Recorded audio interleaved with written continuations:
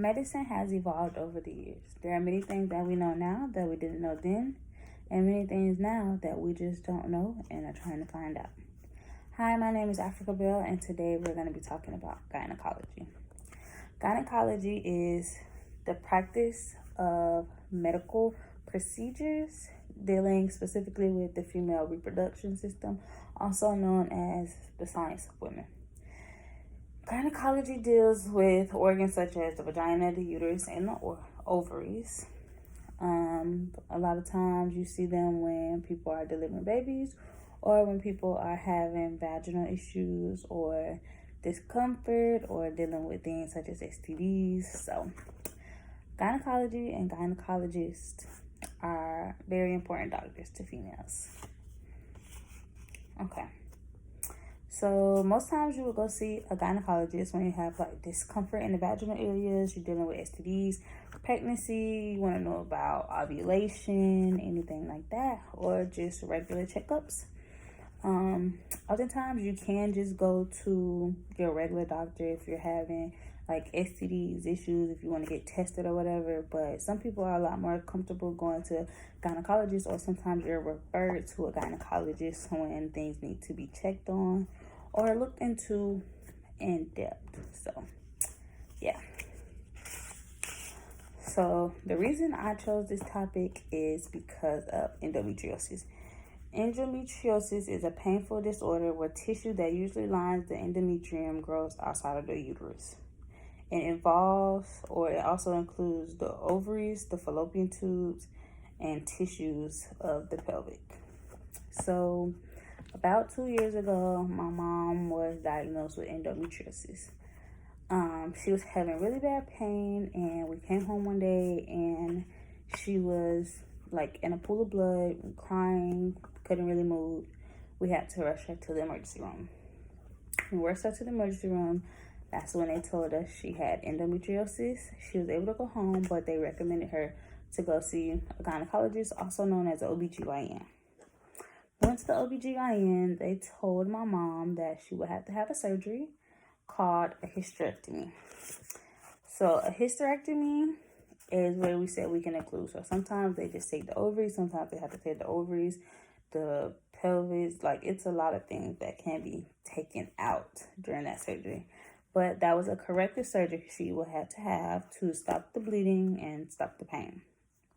Because of that, I had to go get checked and find out that I had endometriosis as well. So my mother had surgery, and ever since then, I've always been really, really interested in it. And so I did this project. Moving on into history, the first gynecologist was a man. Back in earlier times, women weren't allowed to go to medical school. Really, they weren't allowed to go to school, let alone medical school. So women weren't allowed to go to school, so we weren't allowed to practice medicine. So a lot of men were surgeons or trying to figure out about gynecology, about women's parts. So one of the more famous male gynecologists was James Morris Sims. He was also known as the father of gynecology. He was born January 25th of 1813, and he died in November 13th of 1883, with 9 children.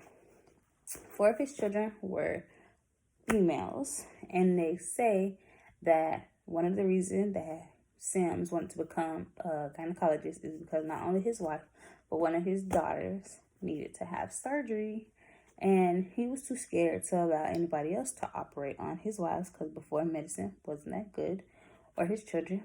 So he became really interested in it, and he began to practice gynecology. In 1844, Sims began experimenting on enslaved women in Alabama. His 3 well-known women were Lucy, Betty, and Arnaka. It's almost how you say it. So Sims will basically rent them from their slave owner and operate on them.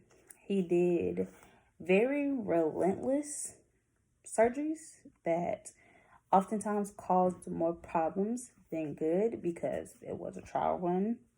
A lot of the women were not under anesthesia when they had any surgeries. So one of the main surgeries that Sims wanted to correct was vaginal fistulae.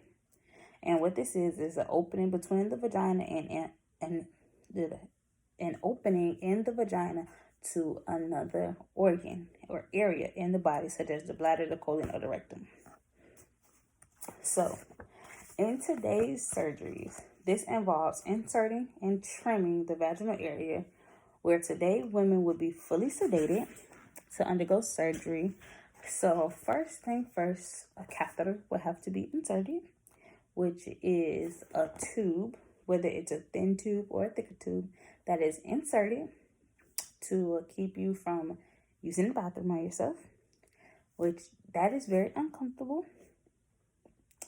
So they say when it is not lubricated or inserted the proper way.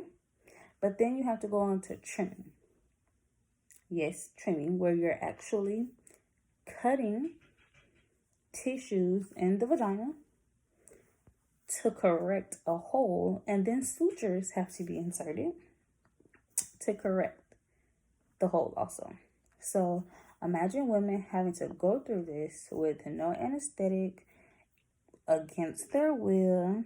So for the longest, Sims was known as such a great doctor, but today he faces much criticism for the way he treated women. A lot of the tools are very uncomfortable. But yeah, I just came to give you a little bit of knowledge about gynecology.